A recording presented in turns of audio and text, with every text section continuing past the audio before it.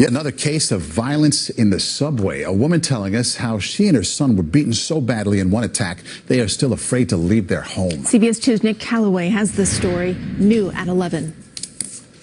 Sometimes I wake up, I see this man crouch in front of me.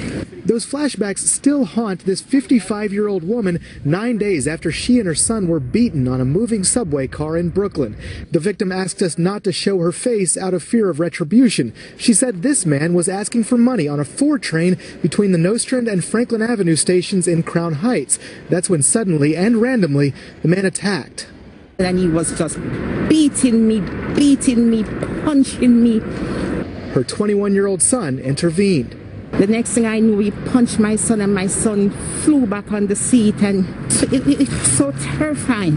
The incident is far from isolated. Tuesday evening, another unprovoked attack. Police say a 33-year-old woman was arrested after pushing another woman into an oncoming 6 train at the 59th Street station. The victim left with an injured arm. It follows an attack on Monday where a man was stabbed in his back at the Times Square station, and on Saturday, an emotionally disturbed man was electrocuted after shoving a stranger onto the Central Park North subway station tracks. So what's being done? Transit officials cite increasing crime and asking the city for more police in the subways.